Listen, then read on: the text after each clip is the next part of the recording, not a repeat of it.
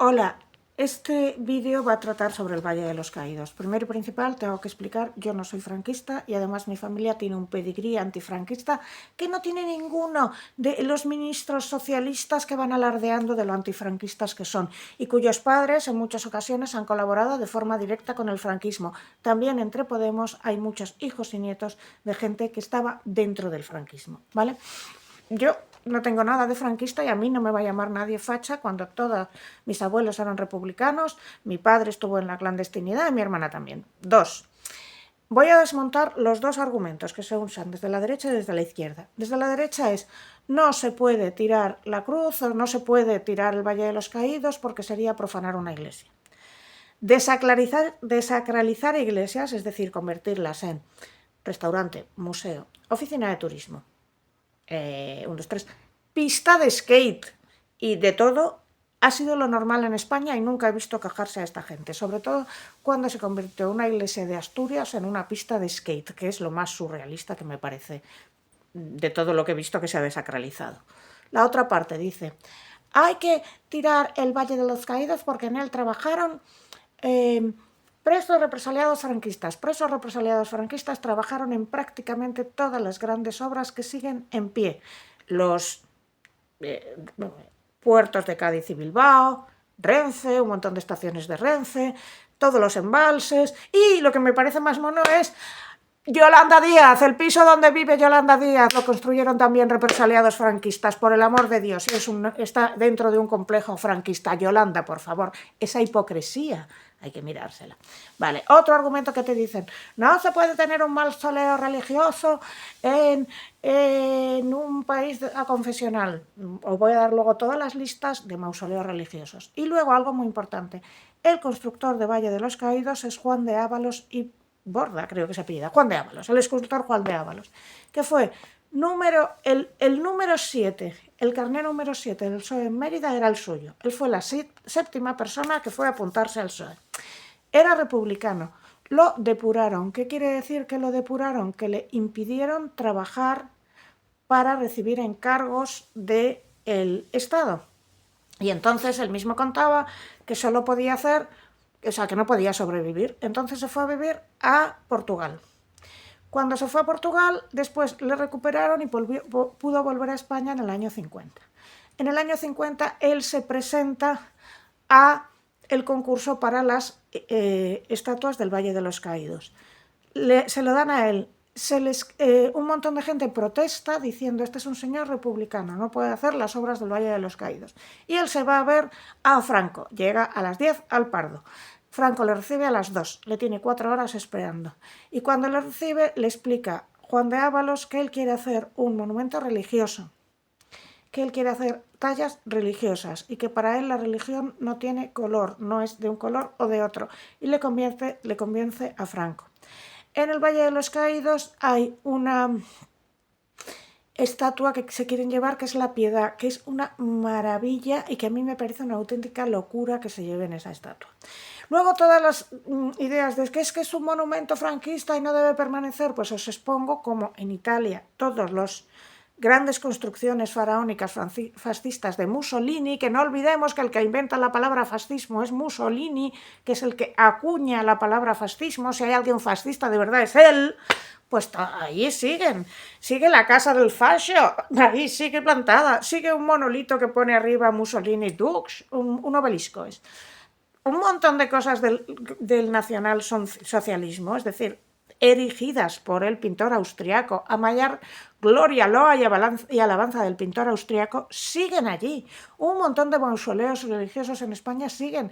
Es decir, si tú empiezas a pensar, no puedo mantener la Alhambra porque la Alhambra se hizo con el sudor de los esclavos, que es verdad, pues te la quitas de en medio, porque además se hizo con...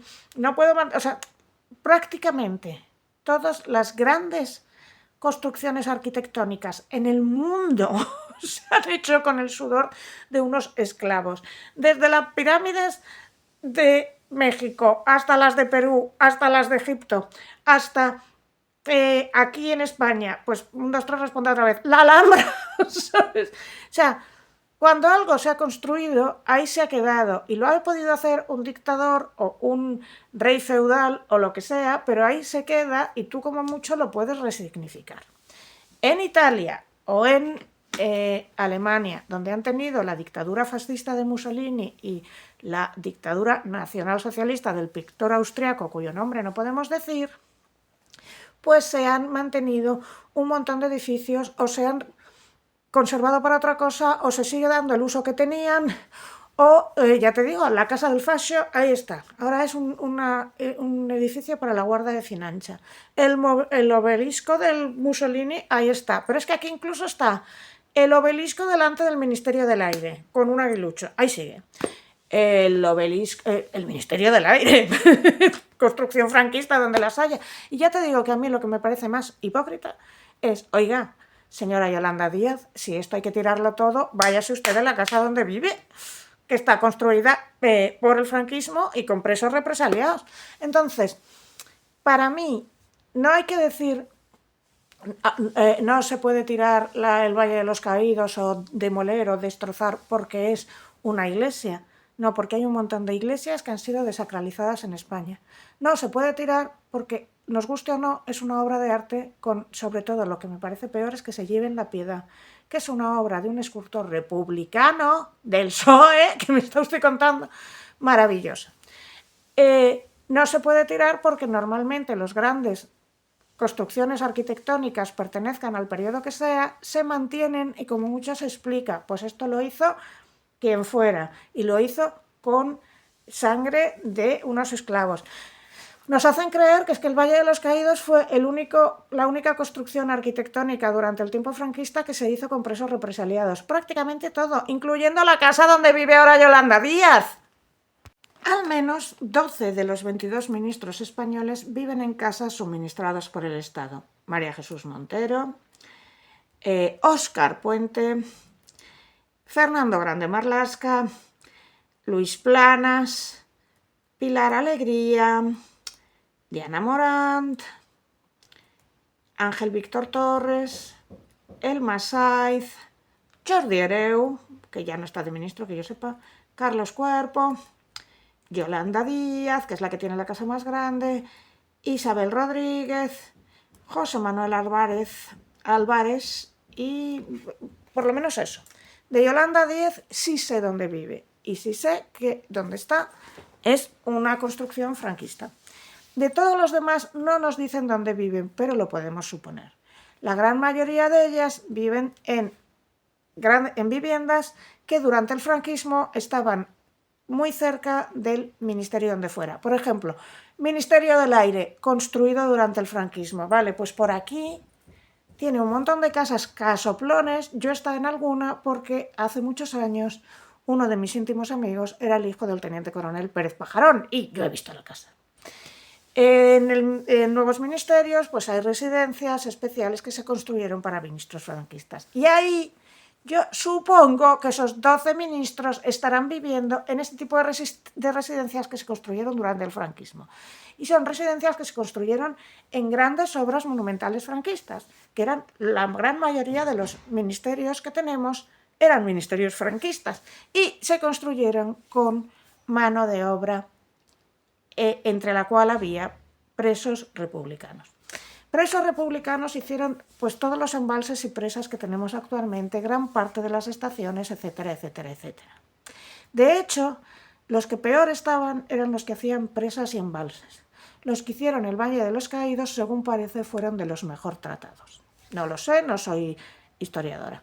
Pero a partir de ahora os quiero meter un vídeo en el que explique un poco más detalladamente por qué, en mi opinión, viniendo yo de familia antifranquista de pedigrí, no hay que tirar el Valle de los Caídos.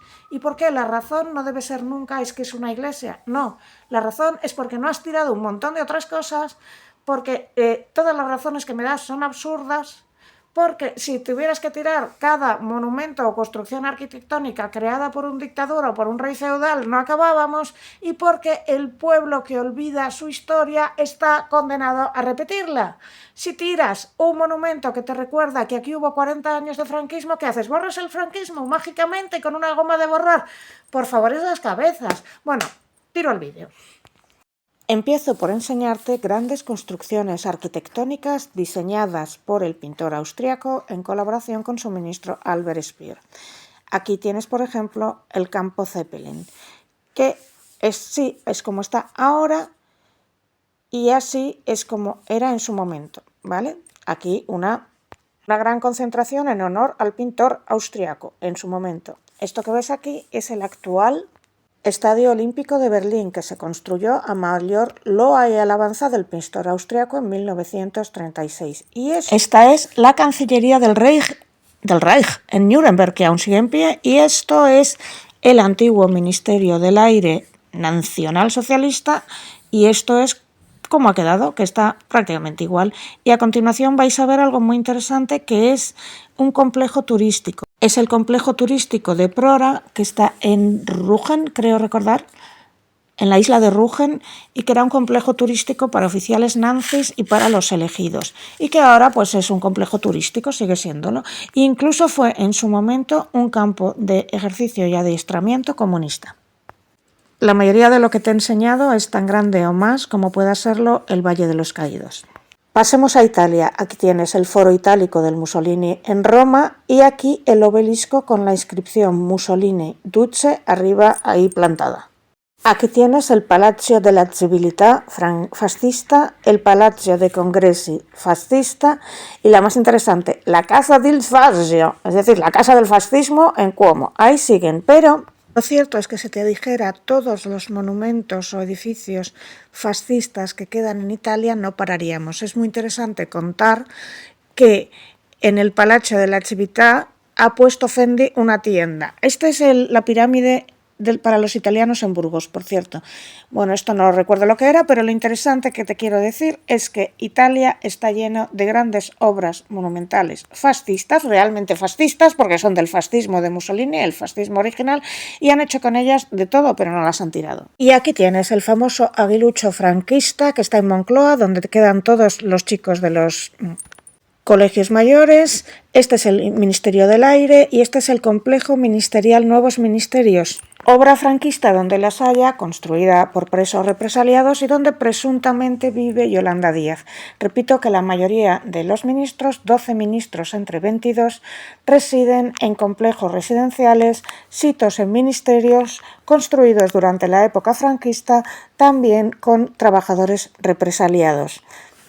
Es decir, con republicanos represaliados. Esto lo que pretendo explicarte es que no solo en Italia y Alemania perviven un montón de monumentos fascistas y nazis, sino que aquí en España, en cualquier ciudad, te vas a encontrar con una construcción franquista o grandes construcciones monumentales franquistas que probablemente, si estás bebiendo agua del grifo, es por un embalse construido en época franquista. Y que 12 de tus ministros viven casi con seguridad dentro de complejos arquitectónicos construidos durante el franquismo con la sangre de presos represaliados. Pero hasta aquí te he dicho lo básico, luego voy a avanzar más y te voy a explicar más datos. Pero antes de seguir quiero recordarte que en noviembre hay 2 libros a mitad de precio, que son Selene y los 4 elementos y, ¿cuál es el otro?, Amor, curiosidad, Prozac y dudas, que están solo en internet. No vayas a pedirlo en tiendas, no están en internet, en Casa del Libro, FNAC, Amazon, El Corte Inglés y todos tus libros, en cualquier plataforma, que solo estarán durante el noviembre porque son los remanentes de edición que no he querido destruir y he preferido ponerlos a mitad de precio. Por lo tanto, yo no me llevo nada de nada. Eso el 1. Y el 2 es este mensaje. Hola, me llamo Lucía Echevarría y tengo algo que contarte. Este es James Pennebaker y es un profesor de la Universidad de Texas y un psicólogo social. En 1983 realizó un experimento en el que le pidió a un grupo de personas que escribieran sobre sus emociones más profundas relacionadas con experiencias traumáticas. Los resultados fueron sorprendentes porque quienes escribieron sobre sus sentimientos mostraron mejoras en su salud física y mental en comparación con aquellos que escribieron sobre temas triviales. Y según los estudios de Pennebaker, que hizo este experimento con muchos más grupos y en muchos más sitios, la escritura expresiva ayuda a procesar emociones, reducir el estrés, mejorar el bienestar físico y favorecer el autoconocimiento. Desde 1983 el paradigma de la escritura expresiva se ha ido ampliando y se han ido haciendo muchísimos experimentos en diferentes partes del mundo con diversos grupos y talleres. Y esta soy yo. Hace unos 25 años acudí en la Universidad de McGill, en Montreal, a un taller sobre escritura expresiva. Y acudí por equivocación porque yo estaba pensando que iba a un taller de escritura creativa, a un taller literario. Me quedé tan fascinada con lo que aprendí allí que decidí seguir investigando y finalmente decidí también estudiar la carrera de psicología y me hice un máster en neuropsicología. Y hay una cosa importante, que yo podía aportar mucho porque soy novelista, he escrito poemas, he escrito todo tipo de géneros, incluyendo ensayo político, libros para niños, poesía, novelas, lo que guiones, nómbralo, y lo he hecho. Y pensé que podía aportar mucho, puesto que conozco los mecanismos inconscientes de la escritura mucho mejor que nadie, ya que he trabajado con ellos durante años. Y así nació este libro, el Manual de Escritura Expresiva para no profesionales. Un manual de 30 ejercicios para hacer en un mes en un camino de autoconocimiento. Y sí, funciona.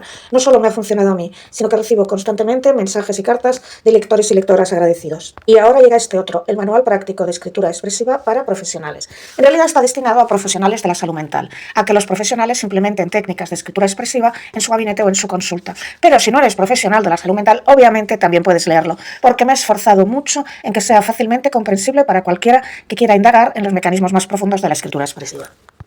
Y nada, que como decía Hemingway, si quieres cambiar el mundo, empieza por cambiar tu vida. Coge un bolígrafo y un papel y ponte a escribir. Una cosa muy importante que tengo que decir.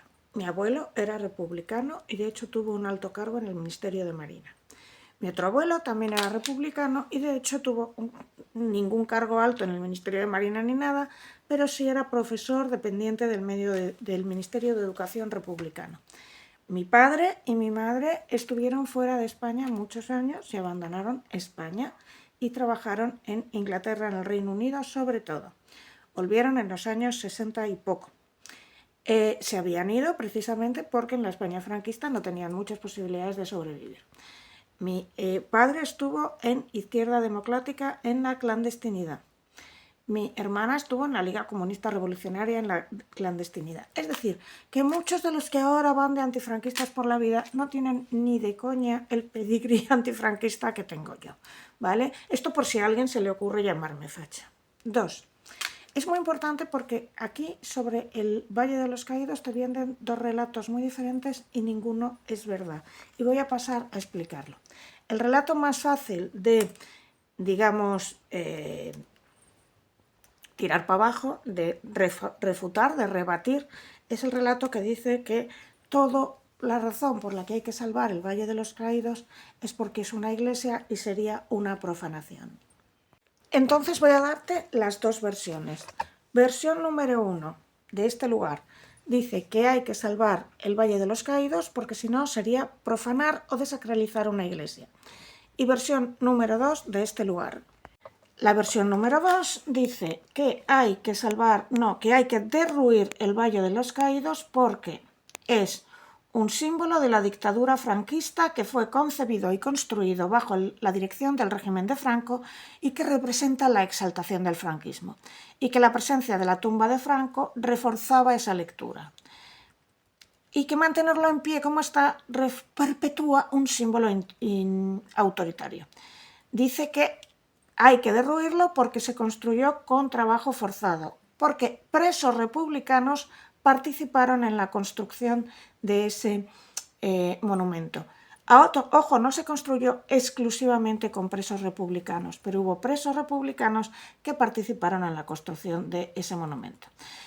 El tercer argumento de la sección izquierda dice que el monumento fue presentado como símbolo de reconciliación, pero no lo es, que hay un tratamiento desigual de las víctimas enterradas allí, que su monumentalidad glorifica al régimen, porque la escala del monumento y su estética combinadas con la narrativa del régimen se ven como una forma de propaganda arquitectónica, y que es un mausoleo religioso en un país aconfesional. Bueno, repito, hay dos vertientes. Vertiente derecha de este lado es no se puede tirar el Valle de los Caídos porque sería una profanación. Vertiente de este lado, hay que tirarla por todos los datos que te he dado. Te voy a rebatir las dos vertientes, las dos, la de derecha y la de izquierda, ¿vale? Es decir, sí que yo creo que se debe mantener por una serie de razones, pero no porque sea una iglesia. ¿Por qué? Te lo voy a explicar. Porque en realidad se han desacralizado o reutilizado en España un montón de iglesias. Por ejemplo, Hay 22 iglesias que se han desacralizado en España en los últimos 10 años y que se han transformado para otros usos, como han sido restaurantes, museos, centros culturales. Lo que más me ha sorprendido cuando lo he ido buscando es que la iglesia de Santa Bárbara de la Llanera en Asturias se ha convertido en una pista de skate. Alucina en colores, ¿vale? En la provincia de Vizcaya hay al menos una docena de parroquias desacralizadas desde el 2000 al 2023 o así, es decir, una cada 2 años. En Paredes de la Nava, en Valencia, las 2 iglesias de San Juan y San Martín fueron desacralizadas y se utilizan ahora como oficinas de turismo. No hay un censo nacional que contabilice todas las iglesias desacralizadas que han acabado siendo esto, hasta restaurantes, tío, hasta pistas de skate. Entonces, si tu único argumento es que no puedes tirar el Valle de los Caídos porque sería profanar, pues ¿por qué no te has quejado de que convirtieran una pista de skate en lo que antes era una iglesia, un restaurante en lo que antes era una iglesia, un museo en lo que antes era una iglesia, un centro de turismo en lo que antes era una iglesia? No tiene sentido, ¿vale? Esta es muy rápida, pero te voy a desmontar el otro argumento que es más largo, mucho más largo, porque claro, te van dando boom, boom, boom, boom. Yo entiendo que muchos de los que me veis sois católicos y estáis repitiendo como un loro el argumento de no se puede tirar el Valle de los Caídos porque sería una profanación o una desacralización y eso no se puede hacer. Ese argumento no se sostiene y con eso no consigues nada. Es decir, yo considero que no hay que tirar el Valle de los Caídos, pero por otras razones, ¿vale? Pero si tú repites ese argumento sin parar, lo que creas es el efecto de verdad ilusoria. El efecto de verdad ilusoria es la tendencia de ciertas personas a creer que una afirmación es verdadera solo porque la escuchan muchas veces. Funciona por 2 procesos psicológicos, la fluidez cognitiva y el heurístico de familiaridad. ¿Qué es la fluidez cognitiva? Que si cuanto más familiar te resulta una frase, más fácil será procesarla y el cerebro interpreta esa familiaridad como señal de veracidad. Y el heurístico de familiaridad significa que la afirmación se convierte en conocida cuando se repite muchas veces y la gente tiende a usar una frase solo porque la han repetido muchas veces. ¿Cómo se explica aquí? Del lado de la derecha, no se puede tirar el Valle de los Caídos porque sería una profanación. No, se han desacralizado un montón de iglesias, no tiene sentido. Del lado de la izquierda, porque está construida por presos represaliados por el franquismo, porque es una exaltación franquista, porque bla, bla, bla. Solo porque lo han oído decir. Ya te he desmontado el argumento de la derecha, ¿vale? Es decir, si se tiene que mantener no es porque sea una profanación de una iglesia, porque iglesias desacralizadas, todas las que quieras. Se tendrá que mantener por otras razones. Pero voy a desmontarte el argumento de la izquierda uno por uno. También te tengo que decir que cuando tiramos a repetir como un loro lo que nos dice nuestro grupo, por ejemplo, los gays no pueden adoptar porque hace falta un padre y una madre. O, el que yo oigo muchas veces, una persona no puede vivir sin sexo. Te lo desmonté ayer, ¿sabes? Durante toda la humanidad había mujeres que se metían en conventos precisamente porque no se querían casar, porque no querían morir jóvenes y vivían sin sexo toda la vida y no les pasaba nada. Kant y Henry James vivieron toda su vida sin sexo y un montón de personas. Y también os expliqué que existe en los primates el altruismo reproductivo, que hay bonobos, chimpancés, macacos que se pasan toda la vida sin sexo y que delegan.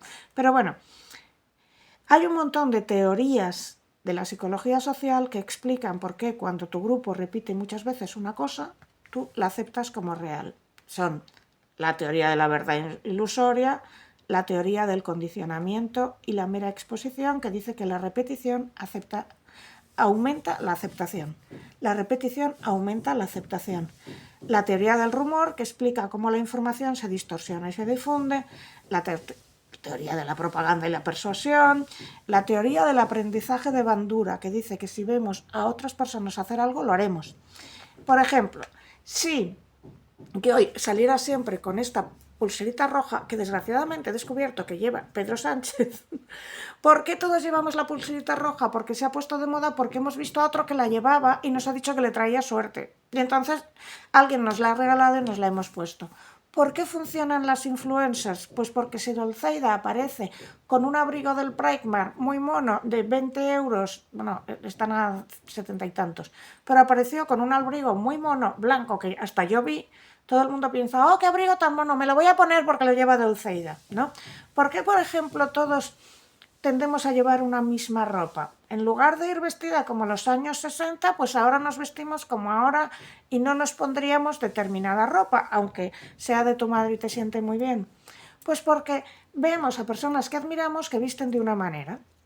Entonces, si se lleva de pronto el pelo muy corto, todos con el pelo corto. Si se lleva muy largo, todos con el pelo largo. Cuando las revistas te hablan de las mejor vestidas, no te hablan en realidad de las mejor vestidas, no te hablan de las que van muy elegantes, te hablan de las que van a la moda. Entonces, en eso se basa la moda, en que tú ves a una persona vestida de cierta manera y tú lo imitas. Hay unos experimentos en los que se ve que se les da a un mono, se le enseña a un mono en un grupo de, creo que eran chimpancés, a beber con pajita. Se les lleva con unos investigadores que le enseñan a beber con pajita. El mono lo vuelven a reintroducir en el grupo y el mono bebe en una botella con pajita.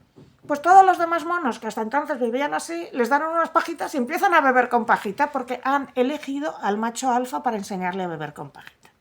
Entonces, vamos a, uno, ¿por qué exigen la demolición las asociaciones de izquierdas?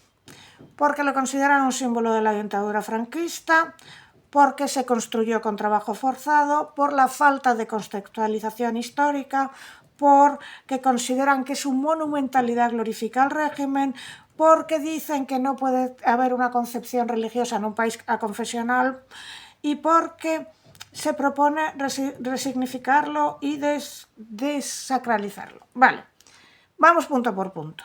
Porque es una construcción monumental hecha por una dictadura. Alemania.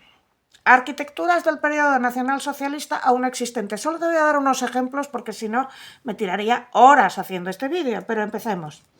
El campo Zeppelin, construido por Albert Speer. La tribuna principal está de pie y se utiliza como zona pública. Paseas por el campo Zeppelin, que era un sitio hecho a mayor gloria y loa del pintor austríaco. El Estadio Olímpico de Berlín, que se construyó para los Juegos Olímpicos de 1936, que como sabéis fueron todo un despliegue de glorificación del nacionalsocialismo. Y que hay una película que es El triunfo de la voluntad, hecha por Leni Riefenstahl, que es como la glorificación total del nacionalsocialismo. ¿Lo han derruido? No, se reformó para el Mundial del 2006 y se mantiene la estructura original. La antigua Cancillería del Estado, ¿cómo se lee? Reichsparteitag, que está en Nuremberg, que por ejemplo, la Congresshalle, que es la sala del Congreso del Partido Nacional Socialista, es un enorme edificio semicircular construido a mayor gloria y loa y alabanza del pintor austríaco. Ahí sigue y todavía se utiliza para congresos. El Ministerio de Aviación del Reich, que era una pasada, porque recordad que el pintor austríaco contrató a Albert Speer para que hiciera los edificios monumentales más monumentales que pudiera para que vieran que el Tercer Imperio estaba a punto de llegar. Bueno, pues el Ministerio de Aviación del Reich ahora es el Ministerio de Finanzas. El complejo de Prora en la isla de Rügen, que estaba construido para llevar a los niños. ¿Habéis visto cabaret cuando cantan Tomorrow belongs to me? Que se van todos los niños como si fueran Boy Scouts para que les formen y les adoctrinen en nacionalsocialismo. Pues les llevaban a este complejo. Y ahora mismo, pues lo que se ha hecho es un complejo de vacaciones que tiene hoteles, residencias y museos. Las autopistas siguen formando parte de la red actual. Y podría seguir sin parar y no acabaría, pero es que este vídeo no quiero que dure una hora porque entonces no lo veis. Pasemos ahora a monumentos fascistas en Italia. El Foro Itálico, que construyó Mussolini, que además era completamente duce, y que todavía incluye un obelisco de mármol con la inscripción Mussolini Dux, aún en pie, y nadie lo ha tirado. El El barrio monumental que se planeó entero para la exposición de 1942 sigue en pie y sigue el Palazzo de la Civiltà, el Palazzo del Congreso y un montón de avenidas, todas a mayor gloria del Duce. La estación de Florencia Santa María de la Novella sigue y funciona. La Casa del Fascio, obra maestra del racionalismo italiano, diseñado por Giuseppe Terragni, pues la Casa del Fascio, o sea, la Casa del Fascio, como más claro te lo digo, que esto es un monumento fascista, pues se ha convertido en la sede de la Guardia de Finanza. Para adelante. La Sabaudia, que es una ciudad entera construida por orden de Mussolini y que es el ejemplo más claro de urbanismo fascista que existe, que te viene en los manuales de arquitectura. La Sabaudia sigue en pie. La Latina, la antigua Litoria, que es otra ciudad fundada por el régimen, que sigue en pie. La estación marítima de Nápoles, que sigue en pie. Y no paro, pero es que tú te vas en particular a Roma y es que nadie ha tirado los monumentos fascistas, verdaderamente fascistas, porque fascismo, en su acepción original, era el movimiento que creó Mussolini. Mussolini creó la palabra fascismo, tomándola de fascia, que era lo que llevaba el pretor romano, un haz de varas que demostraba su poder. Vale. Entonces, en España, grandes obras fascistas franquistas que no se han tirado. Todos los embalses y proyectos hidroeléctricos, entre ellos el pantano de Yesa en Navarra, el embalse de Ebro en Cantabria-Burgos, el embalse de Benajáver, el pantano de Luna y el pantano de Salime. En todos ellos trabajaron presos republicanos en muchas peores condiciones que los que estaban en el Valle de los Caídos, porque en el Valle de los Caídos les trataban bien por aquello de que estaban haciendo una iglesia. En todos estos, que siguen en pie, prácticamente todos los trabajadores fueron presos represaliados republicanos en condiciones mucho más duras. Carreteras y ferrocarriles. El túnel de Somosierra del ferrocarril Madrid-Burgos, la carretera Málaga-Coín, la carretera de la corredoría Tineo en Asturias, las vías y carreteras de acceso a los pantanos de Yesa, Benajáver, Ebro y, espera, ¿qué más pantanos? El pantano de Luna, el embalse del Ebro, el pantano de Yesa y el embalse de Salim en Asturias. La Universidad Laboral de Gijón, la base naval del Ferrol, las minas de Río Tinto, las obras, prácticamente todas las obras de Renfe, más la restauración del Alcázar de Toledo, de la muralla de Ávila, restaurada, de la muralla de Salamanca, los canales de regadío del Plan de Badajoz, el puerto de Bilbao, el puerto de Cádiz, el puerto de Ferrol. En fin, todas estas grandes obras están hechas por, entre otras cosas, presos represaliados republicanos. No se usaron exclusivamente en el Valle de los Caídos. Y todas son grandes obras arquitectónicas a mayor loa y alabanza de Franco. Vale, pero hay una cosa muy importante. Yolanda Díaz vive en un pisito, Yolanda Díaz y los otros ministros que también viven en pisitos, pero en particular Yolanda Díaz. Yolanda Díaz vive en un piso que está construido está dentro de todo el complejo de nuevos ministerios, complejo franquista donde los haya. Y vive en un piso construido por Franco para sus ministros. Ella vive en uno de ellos, no nos dice cuál. Pero Yolanda Díaz, ¿por qué no tiras el piso en el que vives? Vale, ahora vamos a... ¿Qué dicen? No se puede tener un cementerio asociado a algo religioso, no se puede tener un mausoleo religioso porque España es laica. Vamos, 1, 2, 3, responde otra vez. Mausoleos religiosos públicos en España. El Panteón de los Duques del Infantado en Guadalajara, ubicado en la iglesia de San Francisco. Y destinado a, pues eso, los Duques del Infantado y su familia, que no eran gente particularmente democrática, que obviamente cuando un duque tenía poder estaba explotando a los campesinos. El Panteón de San Isidoro de León, donde descansan reyes, reinas e infantes del Reino de León. El Reino de León no era una democracia, por supuesto que era una dictadura feudal que se basaba en explotar a los campesinos. El Panteón Real del Monasterio de San Juan de la Peña, donde descansan los primeros reyes aragoneses, que tengo que recordar que era una estructura feudal, que no eran demócratas precisamente, que vivían de explotar a los campesinos. Lo diré todo el rato lo mismo. A partir de ahora, vosotros escucháis la coletilla de que esta gente no eran precisamente demócratas, que hablo de reyes y reinas de épocas feudales y que se basa todo su poder en explotar al campesinado. El Panteón Real del Monasterio de Poblet, que es el complejo funerario de la Corona de Aragón dentro de un monasterio cisterciense. El Panteón Real de la Capilla de Oviedo, donde descansan los reyes asturianos, que forma parte de la Cámara Santa. El Panteón de los Hombres Ilustres de Madrid. Esto es muy interesante porque es un panteón laico, pero está adscrito a la Basílica de Atocha, ¿vale? Y depende de la Orden de Predicadores. El Museo de los Condes de Buenavista, situado en la Iglesia del Sagrado Corazón, adyacente a la Catedral.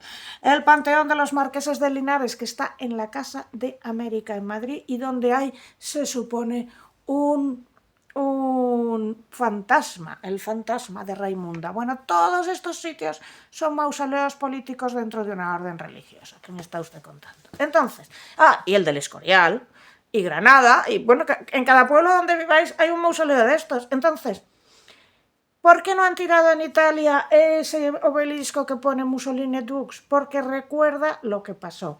¿Por qué no estamos tirando un montón de, no sé, el aguilucho que está en Madrid, que es un aguilucho, un obelisco franquista con un águila? Frente al Ministerio del Aire, construcción franquista donde las haya. El edificio España, que era una construcción franquista. Es que si yo voy por Madrid te diría, esto lo hizo Franco, esto lo hizo Franco, esto lo hizo Franco, esto lo hizo Franco. Es que no vamos a tirar todo. Entonces, ¿por qué se obsesionan en tirar un punto en particular? No sé, porque les ha dado por ahí. ¿Por qué se llevan por delante la piedad de, creo recordar que el escultor era Juan de Bódalo? Lo voy a comprobar. Perdón, no era Juan de Bódalo, era Juan de Ábalos, republicano, que tenía el carnet del PSOE. El número 7 era la 7ª persona que se había inscrito en el PSOE en Mérida, ¿vale? Solo estuvo en el Pardo de una vez, cobró por aquel encargo una pasta, espera que voy a ver cuánto cobró, 300.000 pesetas. Entonces, no era franquista. Piense que, él habla en una entrevista y dice, piense que yo tengo el carnet número 7 del PSOE de Mérida. Yo era socialista. La realidad, dice él en una entrevista, es que solo estuve con Franco una vez. Sigue en la entrevista. La realidad es que solo estuve en el Pardo con don Paco una vez. Que me perdonen los franquistas, pero con todos mis respetos, para mí siempre fue don Paco. Y a don Juan de Ábalos García Taborda, a él le depuraron por falta de confianza al no ser afecto al régimen, en el BOE del lunes 27 de julio de 1942, y dice, según la orden firmada por el ministro de Educación Nacional, señor Ibáñez Martín, don Juan de Ábalos García Taboada queda depurado por falta de confianza al no ser afecto al régimen. Dice Juan de Ábalos, me da risa cuando se empeñan en relacionarme con Franco. La depuración del 42 me obligó a marcharme de España en el 44, harto de hacer santos baratitos y de pintar retratos de señoras a cambio de una miseria. Me exilié a Portugal, no me permitieron llevarme mi obra allí. Solo pude sacar, escondido bajo el asiento del Lusitano Express, un busto que le hice a Manolete. Volví a Madrid en el año 50, con una exposición nacional. Don Paco visitó la muestra y se paró hacia mí, ante mi estatua, diciendo, «Este es el gran escultor que España necesita». Esa fue la primera vez que fui a ver a don Paco. La segunda surgió cuando gané el concurso internacional, por el que me adjudicaron las obras de las estatuas del Valle. 3 académicos firmaron un escrito al ministro de la Gobernación en el que protestan por mi elección porque yo no era afecto al régimen. No, me planteé renunciar, pero Pérez González me pidió que fuera a hablar con Franco. Me presenté a las 10 de la mañana en el Pardo, vestido con un chaqué alquilado. Me recibió a las 2 de la tarde. Se presenta a las 10 de la mañana, le reciben a las 10 de la tarde. Tuvimos 10 minutos de entrevista. La mirada me impactó. De aspecto era frío, un témpano, y como todos los gorditos, adiposito. Preguntó mucho. Estaba ansioso por saber mis opiniones sobre el valle y se las expuse. Nada del relieves del paso del estrecho del Alcázar de Toledo o del tren de Jaén. Yo no quería héroes y mártires. Bueno, que sigue contando Juan de Ábalos, que él se va y que le explica a don Paco que no quiere hacer un proyecto histórico, que lo que quiere poner es la piedad y lo que quiere poner es los evangelistas, porque cree que tienen algo en común. Él, don Paco y don Juan de Ábalos, los dos eran creyentes. Entonces él le explica que quiere poner una piedad y unos evangelistas y que no quiere hacer otra cosa. Y que le enseña los bocetos y don Paco le dice que muy bien y hasta luego Lucas. Y sigue contando en esa entrevista Juan de Ábalos que a él le fastidia mucho que le llamen franquista porque hay un montón de escultores que también han trabajado con Franco o para Franco y que no se les cargaron ese San Benito. Y por ejemplo, aquí me interesa que recordéis que Víctor Manuel va de antifranquista por la vida y que luego hizo una canción para Franco titulada Ese hombre. Y que el padre de Almudena Grandes trabajaba para Franco y Almudena Grandes ha comido de eso, que el hermano el hermano de Luis García Montero es el teniente coronel Luis García Montero. Es que aquí hay muchísima gente que ha ido de pureza de sangre y han trabajado para Franco. Yo lo puedo decir tranquilamente porque mi familia no lo ha hecho. En fin, que aquí somos unos hipócritas todos del carajo, cosa que no creo que os sorprenda recordar. Voy a dejarlo aquí porque este vídeo, si no, se va a hacer súper largo. Solo recordándoos que suscríbete, dale like, deja un comentario. Si quieres donar algo puedes hacerlo aquí o aquí, aunque prefiero que me compres un libro, pero si solo tienes €1, déjalo aquí o aquí. Y que otra cosa quiero contarte, que nos vemos el 27 de noviembre, eso ya lo he dicho, y que están usando el Valle de los Caídos como cortina de humo, porque si tú lo analizas fríamente no hay ninguna razón por la que te tengas que cargar ese conjunto monumental y no otro. ¡Cárgate el complejo del ministerio, de nuevos ministerios donde reside Yolanda! Y yo sospecho que otros ministros están viviendo cerca del Aguilucho, porque no nos quieren decir dónde viven, pero yo pienso que están cerca del Aguilucho en los superpisacos que se hicieron al lado del Aguilucho, que os garantizo que son pisacos, bueno, con unos techos inmensos, unos ventanales, un lujo, un mármol, un tronío, que en fin, hace falta valor, como decía Radio Futura. Pues eso, suscríbete, dale like, deja un comentario si quieres donar algo aquí o aquí, o si no, cómprame un libro. Un beso, hasta luego.